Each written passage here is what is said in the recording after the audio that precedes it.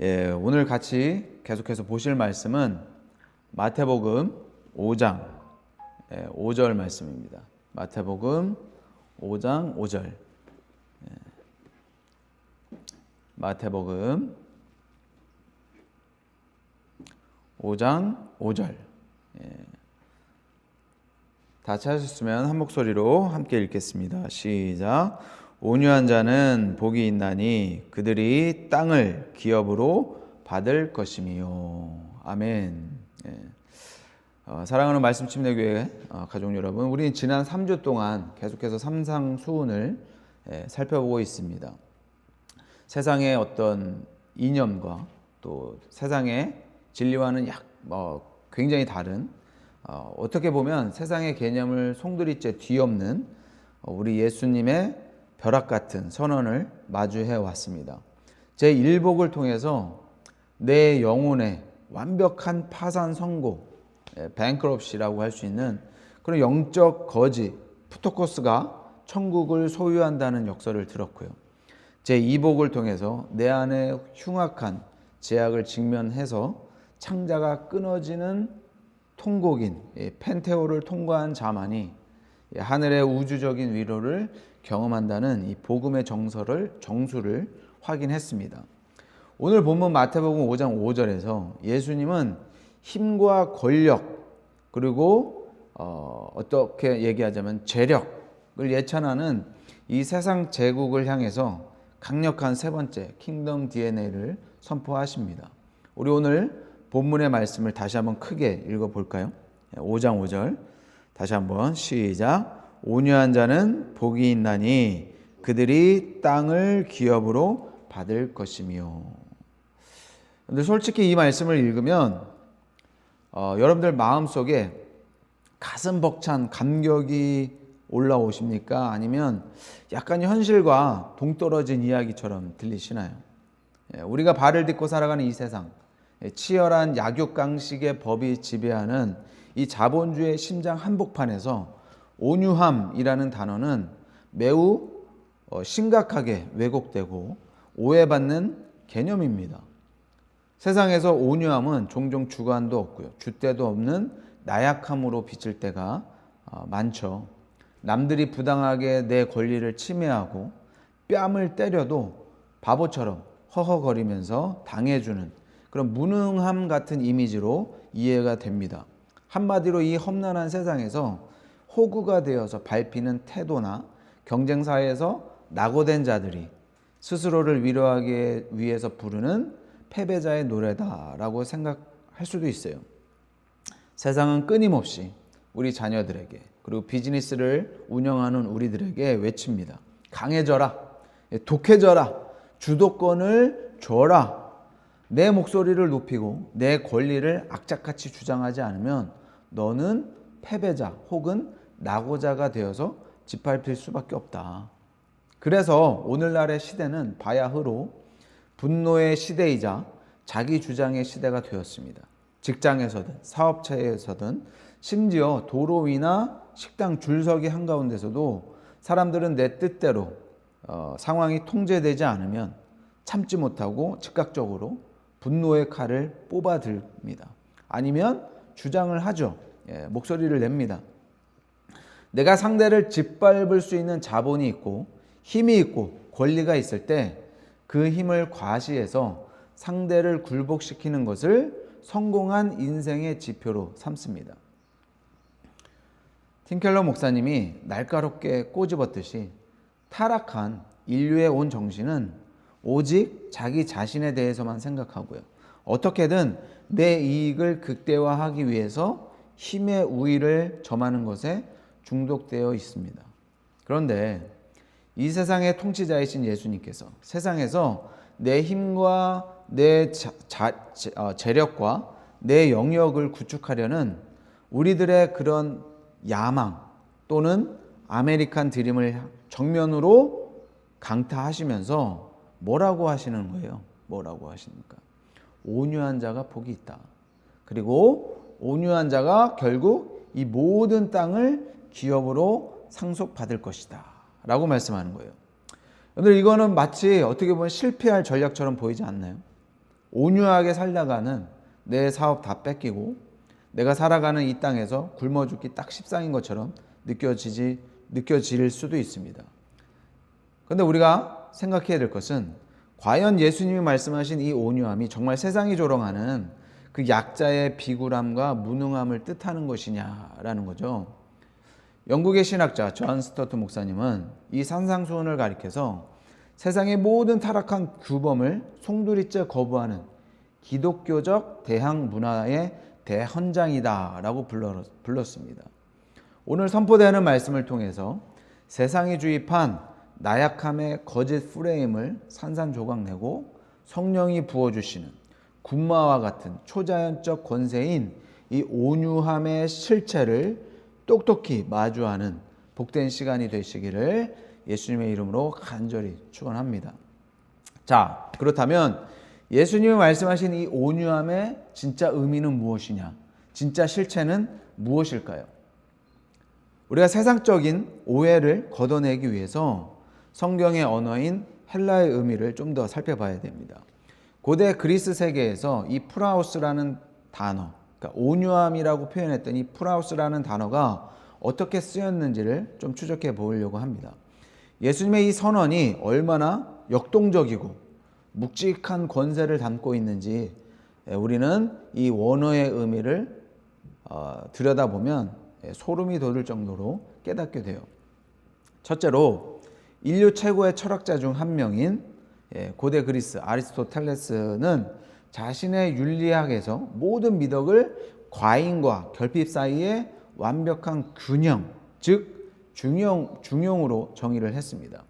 그런데 이 중용의 자리에 위치한 최고의 성품으로 제시한 단어가 바로 온유함, 즉 프라우스였습니다.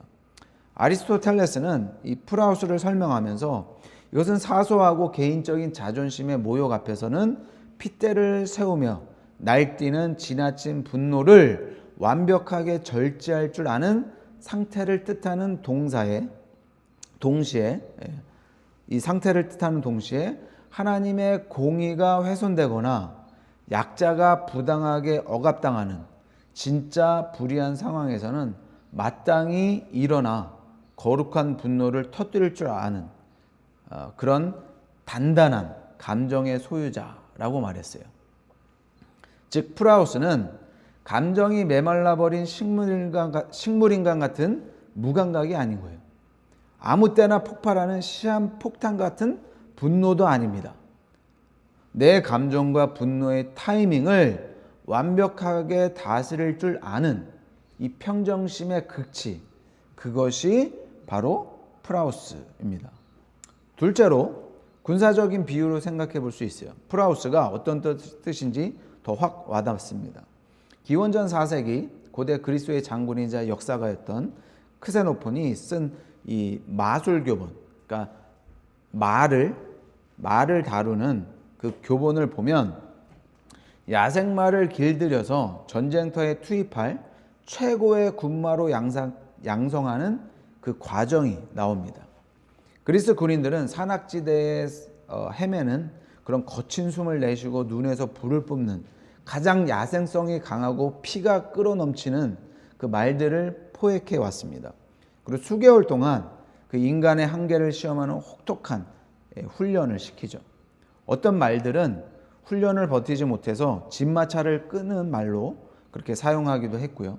어떤 말들은 일반 기승용으로 분류가 됐습니다. 그러나 그 거친 야생마 중에서 체력과 힘이 가장 압도적이고 강인한 그 극소수의 최고의 말들만을 최종적으로 황제의 군마로 선발했어요. 크세노폰은 이 완벽하게 훈련된 군마의 영광스러운 상태를 가리켜서 바로 프라우스라고 불렀습니다. 온유함이라고 불렀던 거죠. 성도 여러분, 군마가 프라우스가 되었다는 것이 힘이 빠져서 나약한 말이 되었다는 그런 뜻인가요? 그 근육이 다 빠져서 약해졌다는 뜻일까요? 절대 아닌 거죠. 그 끓어오르는 야성과 폭발적인 달리기의 능력, 한 번 차면 사람의 뼈를 부수어 버릴 수 있는 막강한 그 다리의 힘은 고스란히 있는 거예요. 간직하고 있습니다. 그러나 그 무시무시한 힘이 오직 등에 올라탄 기수의 그 미세한 고삐의 움직임과 명령 아래에서 100% 복종하도록 완벽하게 다스려진 상태, 그것이 바로 프라우스라는 거죠. 프라우스. 이 프라우스 군마가 전장 한복판에 서면 어떤 일이 일어날까요? 상상해 보세요.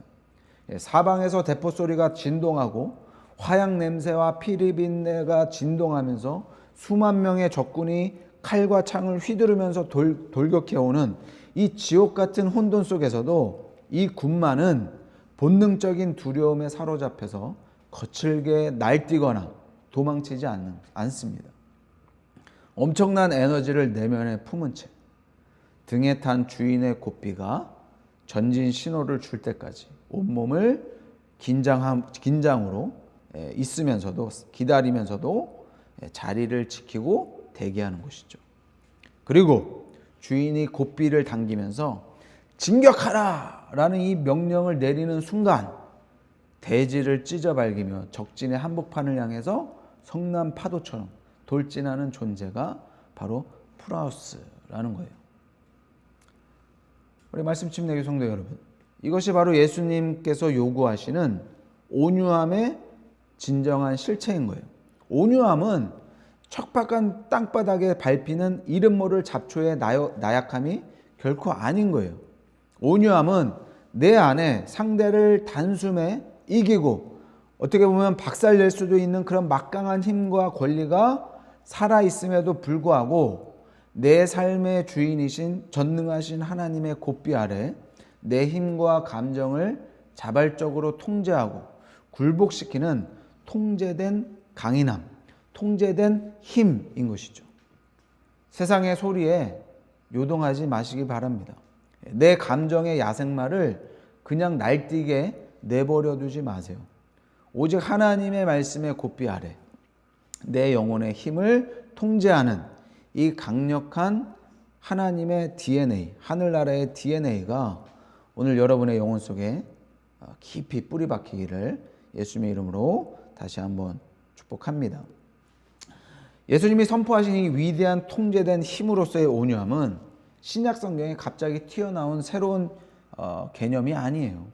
신약 학자들과 주석가들의 연구에 따르면 마태복음 5장 5절의 말씀은요, 구약 성경 시편 37편 11절의 말씀을 예수님께서 직접 인용하시고 구속사적으로 선포하신 말씀이에요.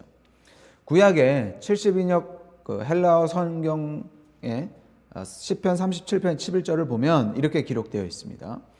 오직 온유한 자들은 땅을 차지하며 라고 아주 정확하게 기록되어 있어요. 이미 구약 성경 시편 37편에 그렇게 기록되어 있습니다. 그렇다면 다윗이 고백했던 이 시편 37편의 역사적인 맥락 속에서 온유함은 도대체 어떤 의미를 지니고 있을까? 시편 37편의 히브리어 원문을 열어보면 온유한 자를 뜻하는 단어가 바로 아나빔입니다. 히브리어로 아나빔. 구약 역사 속에서 이 아나빔은 단순히 성격이 나긋나긋하고 부드러운 사람을 뜻하는 단어가 아니에요. 아나빔은 정치적, 사회적, 경제적 권력을 쥔 부패한 악인들의 그 부당한 억압과 무자비한 착취 속에서 세상적인 힘과 방어수단을 완전히 상실해버린 여호와의 가난한 자들, 억압받는 의인들을 지칭하는 단어였습니다. 어떻게 다시 한번 얘기하자면 이거는 철저히 구속사적인 용어예요. 구속사적인 용어. 시편 37편의 문맥을 보세요. 다윗은 지금 악한 자들이 거짓과 폭력과 불의를 행하면서도 떵떵거리고 번영하는 반면 하나님의 말씀대로 정직하게 살려는 의인들은 억울하게 짓밟히고 고통당하는 아주 잔인한 세상의 부조리를 목도하고 있습니다.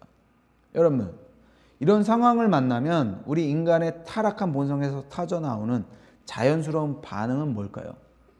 눈에는 눈, 이에는 이로 보복하는 겁니다. 보복의 심리가 밑에서부터 올라오죠.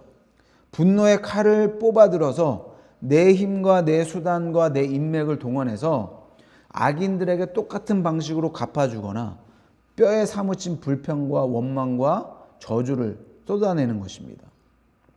그러나 그 철저한 그 사막의 광야 한가운데서 수많은 억울함의 세월을 통과했던 다윗은 하나님의 아나빔들을 향해서 핏방울을 쥐어짜듯 이렇게 권면합니다. 우리 한번 찾아볼까요? 시편 37편 7절에서 9절. 시편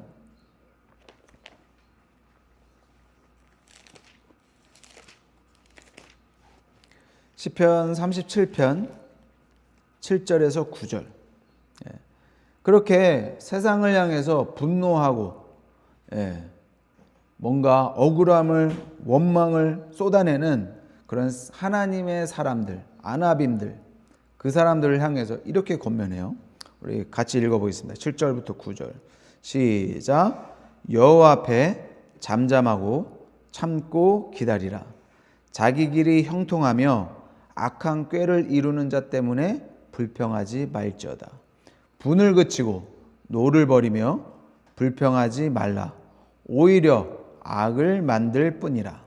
진실로 악을 행하는 자들은 끊어질 것이나 여호와를 소망하는 자들은 땅을 차지하리로다. 아멘. 우리 사랑하는 성도 여러분, 이 다윗의 고백에서 드러나는 아나빔의 온유함의 본질이 무엇일까요? 무엇일까요?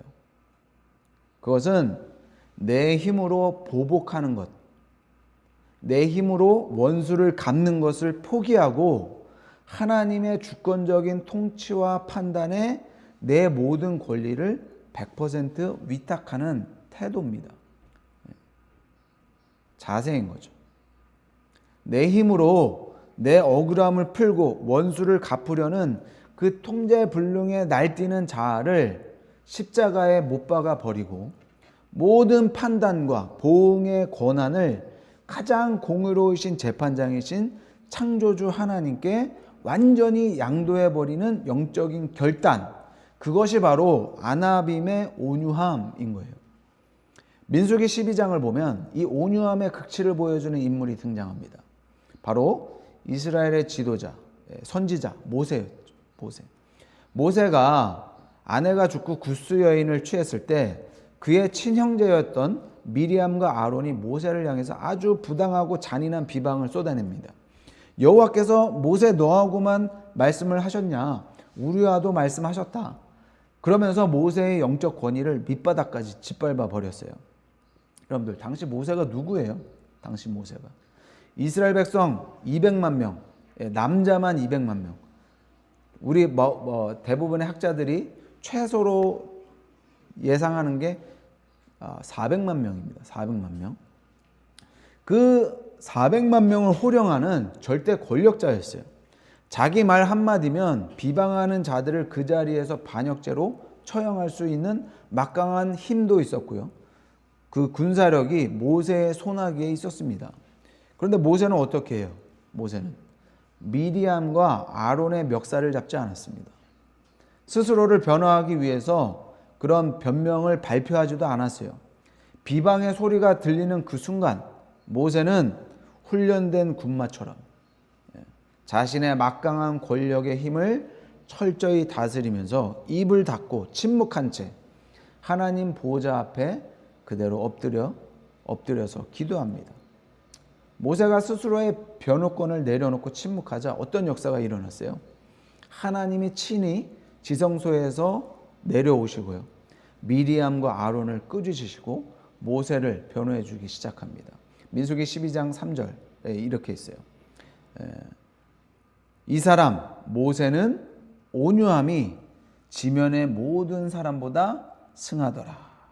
성경 역사상 가장 영광스러운 가슴 벅찬 평가를 모세의 이름 위에 새겨주세요. 영국의 유명한 세기의 설교자 찰스 스펀전 목사님은요, 자기 의와 교만에 빠진 사람은 결코 온유할 수 없고 타인에게 언제나 가혹하고 날카롭다라고 지적을 했어요. 진정으로 온유한 사람은 하나님 앞에서 내 영적 파산과 죄악을 보면서 울어본 자이기 때문에 타인이 나를 모욕하고 비방할지라도 나는 하나님 앞에서 이보다 더한 대접을 받아 마땅한 죄인인데 주님이 나를 은혜로 품어주셨으니 내가 어찌 분노의 칼을 뽑으리오 라며 스스로의 변호를 멈추는 자인 것입니다. 하나님이 나의 완벽한 변호자가 되심을 믿고 내 손의 고삐를 주님께 맡겨드리는 이 위대한 아나빔의 영성이 우리 말씀 침례교회 성도님들의 삶의 태도가 되시기를 예수님의 이름으로 축복을 합니다. 구약의 아나빔들과 모세가 보여주었던 이 온유함의 그림자는 마침내 인류 구속사의 절정이신 예수 그리스도의 성육신과 골고다 십자가를 통해서 완벽하게 성취되었습니다. 그리고 그 주권적인 영성과 주권적인 영광의 절정에 달하게 된 것이죠.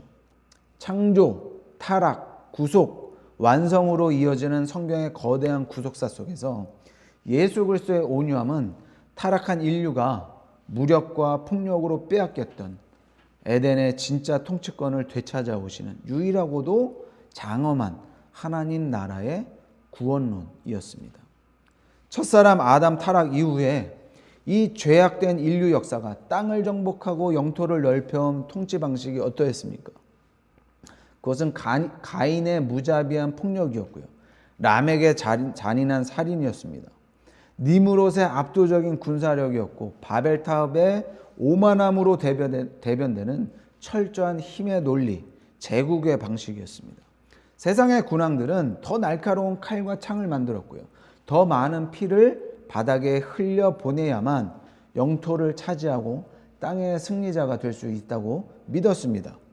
그러나 온 세상에, 온 우주의 진짜 왕이시고 만물의 소유자이신 예수 그리스도께서 이 땅의 왕으로 입성하실 때 취하신 감격스러운 행동을 보세요.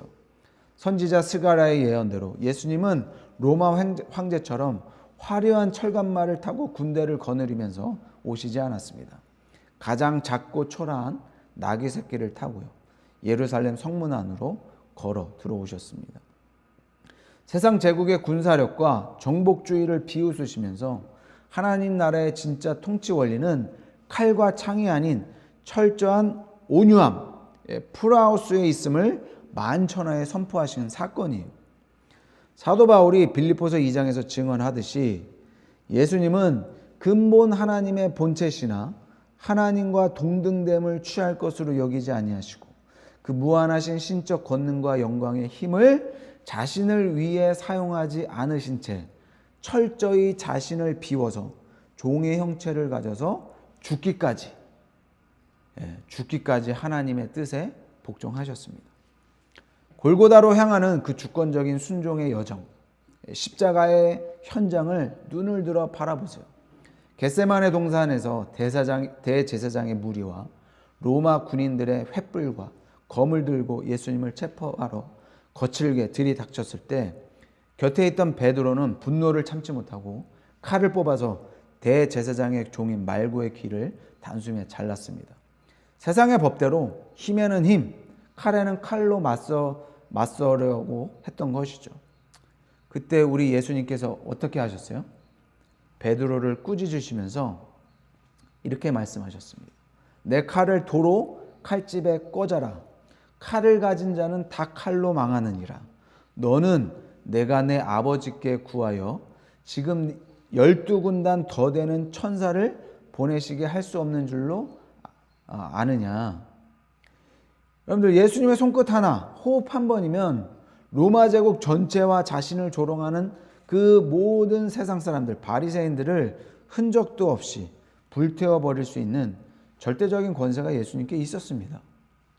그러나 예수님은 그 막강한 권세를 스스로 완벽하게 차단하셨어요. 절제하셨습니다. 오직 저와 여러분을 지옥 형벌에서 구원하시려는 그 성부 하나님의 선하시고 기뻐하시는 뜻을 온전히 성취하시기 위해서 그 자신의 힘을 철저하게 하나님의 고삐 아래 묶어두시고 통제하셨던 겁니다. 사도 베드로는 훗날 그 위대하고 완벽하게 통제된 그 주님의 십자가의 권세를 눈물로 이렇게 증언합니다. 좀 힘들겠지만 다시 한번 찾아볼까요? 베드로전서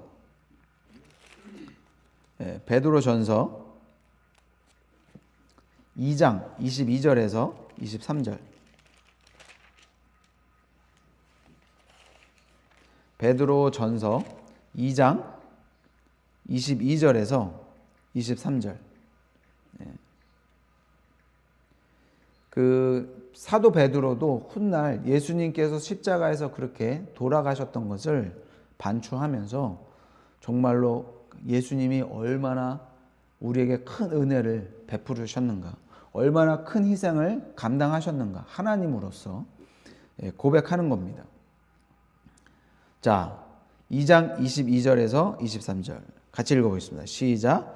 그는 죄를 범하지 아니하시고 그 입에 거짓도 없으시며 욕을 당하시되 맞대어 욕하지 아니하시고 고난을 당하시되 위협하지 아니하시고 오직 공의로 심판하시는 이에게 부탁하시며. 여러분들, 침묵 속에 십자가에 못 박히신 예수님의 죽음은 세상이 조롱하듯 힘없는 약자의 비굴한 패배가 결코 아니었습니다. 그것은 인류의 모든 죄악을 대속하고 사망 권세를 짓밟아 깨뜨리기 위해서 수치와 통증을 온몸으로 다스리면서 참아내신 이 세상의 역사상 가장 위대하고 완벽하게 통제된 능력의 발현이었습니다. 세상의 제국들은 칼과 창으로 영토를 넓혔지만 결국 다 무너져서 흔적도 없이 사라졌습니다. 세상을 정복했던 그 애굽, 이집트, 여러분들 지금 존재하지 않습니다. 물론 이제 현대에 있지만 알렉산더 대왕, 헬라죠, 헬라 없습니다. 그 전에 페르시아도 있었고요. 그 다음에 로마, 모든 길은 로마로 통한다라고 얘기했을 정도로 세상을 정복했던 그 로마도 사라졌습니다. 그러나 우리 왕 예수 그리스도는 폭력이 아닌 자기 비움과 완벽한 온유함을 통해서 사망 권세를 박살내시고 온 세상의 영원한 통치권을 되찾아오셨어요. 사단의 권세, 사단에게 빼앗긴 하나님의 백성들을 온전히 되찾아오셨습니다. 십자가는 가장 나약한 실패처럼 보였죠, 당시에는. 그러나 실제로는 온 우주를 온유함으로 정복한 가장 위대한 승리의 현장이었습니다. 이 사실을 여러분들 믿으시길 바라요. 예수님께서 이 십자가의 온유함, 통제된 힘을 가진 자들에게 선포하신 어마어마한 상급이 있습니다. 상급이 있어요. 5절에 뭐라고 말씀하시죠? 오늘 말씀 마태복음 5장 5절 하반절에 그들이 땅을 기업으로 받을 것이다. 여러분들, 만왕의 왕이신 주님의 이 선언은 단순히 우리가 이 현세에서, 이 세상에서 부동산을 더 많이 취득하게 되거나 세속적인 물질의 복을 받아서 대박이 날 것이다 라는 그런 기복주의적인 약속이 결코 아니에요. 물론 하나님은 우리에게 부유함을 허락하시죠. 부를 만드실 수 있는 분이세요. 하지만 그것을 약속하는 것이 아닙니다.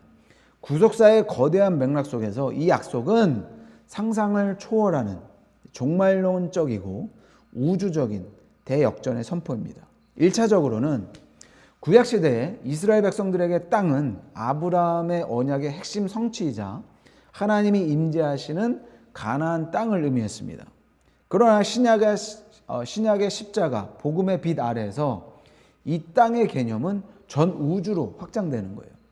팀 켈러 목사님이 시편 23편을 주예해서 선포했듯이 진정으로 온유한 자들은 비록 세상의 눈에는 지금 당장 내 명의로 된 집 한 채, 땅 한 평 없어 보일지라도 영적으로는 온 우주를 소유한 가장 부요한 자들이다라는 겁니다.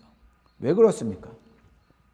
창조주 하나님이 나의 목자가 되심을 뼛속 깊이 믿기 때문에 내 힘으로 내 인생을 통제하려는 그런 강박관념에서 벗어나서 내면의 깊은 곳에서 결코 부족함이 없는 하늘로부터 부어주시는 하늘의 샬롬과 풍요를 바로 지금 여기에서부터 이미 누리고 있기 때문이에요. 이미 누리고 있기 때문에. 내 손에 쥐려고 발버둥 치는 자는 늘 굶주려 있습니다. 굶주릴 수밖에 없어요. 예. 여러분들 생각해 보세요. 예. 여러분들 아파트 집을 내가 정말 평생에 갖고 싶었어요. 여러분들 그 집을 가져보신 분 예. 어떻습니까? 예. 뭐 저는 아직까지 집이 없었지만 가지신 분들 얘기를 들어보면 딱 한 달 좋대요. 딱 한 달. 예? 그 다음에는 또 내한테 없는 것 때문에 또 다시 뭔가 부족한 거죠. 부족한 겁니다. 그래서 여러분들 내 손에 쥐려고 발버둥 치는 사람들은 늘 굶주립니다. 조금 더 많이. 그런데 하나님의 주권에 고삐를 맡긴 온유한 자는 항상 만족합니다. 우주 전체를 하나님의 정원으로 누리는 영적 부요를 경험하게 되는 거죠. 더 나아가서 여러분들 기업으로 받는다라는 이 단어는 복음의 핵심 중에 핵심 용어예요. 로마서 8장 18절에서 이렇게 선포해요. 자녀이면 또한 상속자, 곧 하나님의 상속자요 그리스도와 함께한 공동 상속자니.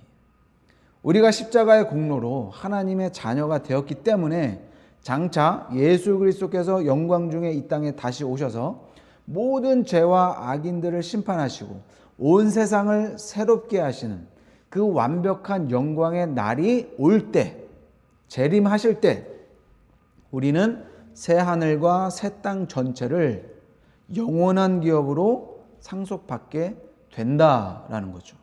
그래서 여러분들 이 세상에서 우리가 남들보다 조금 적게 얻는다 할지라도 그것에 너무 마음 아파하지 않으셔도 됩니다. 왜? 마지막 때 주님이 오셔서 이 세상을 다시 한번 회복하시는 그때 우리는 예수님과 함께 이 온 우주를 같이 영원한 상속자로 받게 될 것입니다. 구속사의 역사를 보세요. 당대의 칼과 권력을 쥐었던 사울 왕이나 로마의 네로 황제가 땅을 영원히 지배할 것처럼 기세를 올렸습니다. 그러나 그 폭력과 교만으로 남을 짓밟던 제국들은 심판을 받고요. 흔적도 없이 지옥의 유황불 속으로 사라졌습니다. 반면 광야에서 온유하게 견뎠던 다윗, 사자굴 속에서도 하나님의 다스림을 신뢰하면서 침묵했던 다니엘, 그리고 십자가의 길을 걸어갔던 이름 없는 무명의 성도들은 어떻게 되었나요? 새 하늘과 새 땅이 열리는 그날 폭력의 제국은 영원히 끊어질 것입니다. 그러나 오직 그리스도의 온유함을 덧입고 고삐를 맡긴 채 십자가의 길을 걸어간 성도들만이 영원한 생명의 유산을 취하고요. 만왕의 왕이신 그리스도와 함께 온 우주를 대대로 통치하는 왕적인 권세, 왕노릇을 영원 무궁토록 상속받을 겁니다. 이것이 성경의 약속이에요. 이 성경의 약속, 지금까지 하나님께서 약속하셨던 것들을 성취하셨던 것처럼 성경에 약속된 이 마지막 때 우리들에게 주어질 그 새하늘과 새 땅, 그 이후에 회복된 하나님 나라를 여러분들 성경의 약속대로 믿으시기를 예수님을 축복합니다. 이것이 하나님 나라의 최종 승리예요. 승리. 사랑하는 우리 말씀 침례교회 가족 여러분들, 오늘 이 위대한 말씀 앞에서 우리는 아주 정직한 질문을 던져야 됩니다. 이런 생각을 하실 수 있어요. 목사님, 온유함이 통제된 힘이고 땅을 상속받는 비결이라는 신학적인 진리는 머리로는 알겠습니다. 공감합니다. 동의합니다. 그런데 내 자존심을 조금만 건드려도 속에서 불이 나고 내 비즈니스에 손해가 오면 당장 분노의 칼을 뽑아드는 것이 저인데, 나의 그 끔찍한 본성인데, 제가 어떻게 하면 이 불가능해 보이는 온유한 자가 될 수 있습니까? 그렇게 질문하실 수 있어요. 네, 여러분들. 결단코 우리는 우리의 의지와 노력으로 자연적으로 온유해질 수 있는 사람은 단 한 명도 없다는 사실을 꼭 기억하시기 바라요. 여러분들. 뭐 천성적으로 남들보다 성격이 유할 수는 있어요. 착할 수는 있어요. 남들보다 조금 더 참을 수는 있어요. 하지만 우리 자신의 의지와 노력으로 결코 온유해질 수 있는 사람은 단 한 사람도 없습니다. 왜? 우리는 이미 타락한 죄인이기 때문에 그런 거예요. 우리 본성상 뼛속까지 자기 중심적이고요. 자존심이 상하면 즉각 방어 기제를 발동하고 기회만 되면 타인 위에 군림하려는 지독하게 타락한 이 아담의 자아를 지니고 있기 때문입니다. 때문에 오늘 이 결론의 문턱에서 우리는 철저하게 십자가의 은혜 앞으로 완전히 나가야 됩니다. 온유함은요, 내 도덕 수양의 결과가 아닙니다. 오직 제 첫 번째 복이었던 내 철저한 영적 파산을 목도하고요. 하나님 앞에서 내가 얼마나 영적으로 파산한 존재인가, 이것을 목도하고, 두 번째 선포되었던 나의 그 흉악한 죄악 때문에 가슴을 치면서 통곡하며 울어본 자들의 심령 위에 보혜사 성령께서 초자연적으로 맺어주시는 거룩한 열매입니다. 거룩한 열매. 그래서 아직 예수님을 믿지 않은 분들, 아직 복음을 경험해보지 못한 사람들, 내가 죄인이라는 것도 깨닫지 못한 사람들은 온유해질 수가 없어요. 온유해질 수 없습니다. 절대로. 왜? 이것은 하늘로부터 주어지는 은혜의 열매이기 때문에 그렇습니다.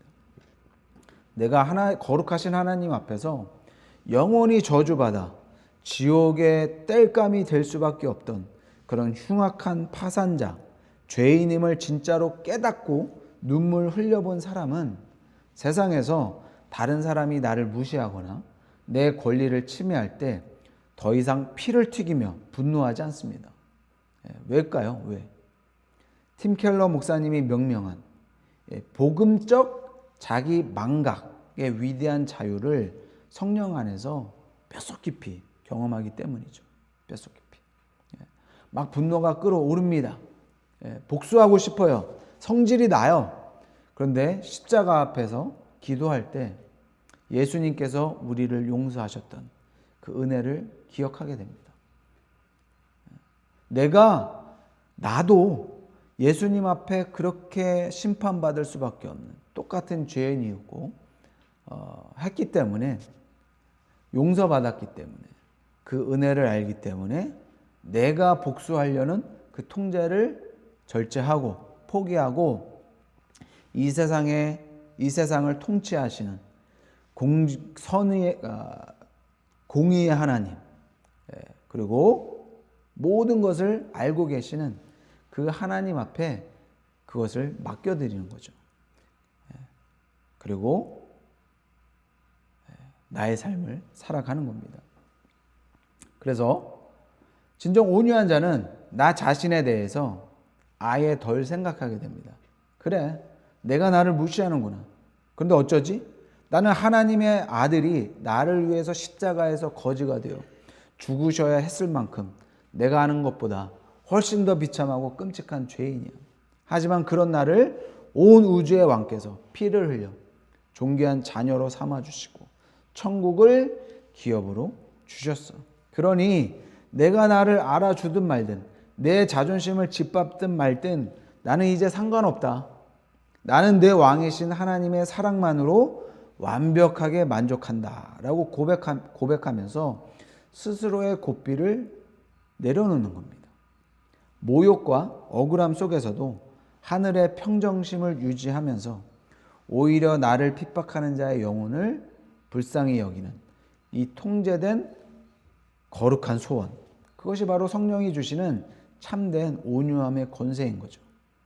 사랑하는 말씀 침례교회 가족 여러분들, 그동안 세상의 일터와 가정에서 그리고 이 치열한 이 세상 한복판에서 내 인생 내가 지켜내겠다고 분노와 자기 주장의 고삐를 쥐고 사느라 얼마나 피곤합니까? 얼마나 지친 삶을 살아오셨어요. 오늘 그 통제불능의 교만한 고삐를 십자가 앞에 완전히 내어 던지십시오. 내 인생의 핸들을 전능하신 만왕의 왕 예수 그리스도의 손에 온전히 위탁하세요. 우리를 지옥에서 건져내신 것은 그리스도의 무력이 아니라 철저히 통제된 왕의 권세인 그리스도의 온유함이었습니다.